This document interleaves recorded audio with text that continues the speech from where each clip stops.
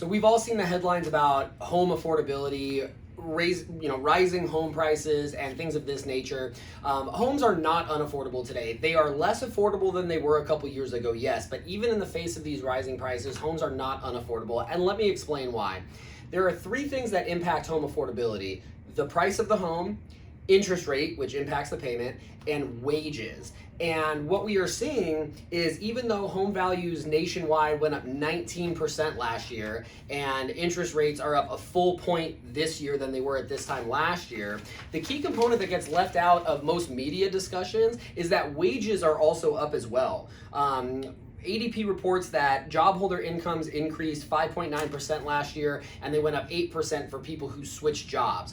I saw another report that said the average household income in the United States is up 40% since 2006. Now, I'm not sitting here saying that there isn't a subset of people who really struggle to find wage increases. This is not one size fits all. But in general, when you're talking about the housing market and you're looking at the market averages on the whole, wages have increased. And even though interest rates have gone up, they are still in this 4% range that we're in is still a historically low rate, because we have seen, average interest rates in decades past of, 6.5.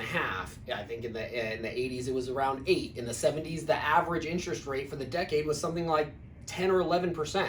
So with interest rates being low relative to history, with wages being up, those two factors do play into the affordability equation, even though home prices are rising. So if you take a look at this graph that we're about to put on the screen for you, you can see the United States as a whole, along with 4 different regions. The blue bars is the median family income in each of those regions. The green bar is the qualifying income needed to buy the median priced home in those regions. Now, obviously in some of those regions, your dollars are gonna go farther than others. San Diego, where I operate, it's a pretty high price region. So the numbers might look a little different in San Diego compared to right up the road in Riverside County, San Bernardino County, which will also play into the regional averages. So, your mileage may vary depending on the exact location you're in, the exact region you're in, the exact neighborhood you're in. I mean, even from neighborhood to neighborhood, zip code to zip code in a high price community like San Diego, things can be different.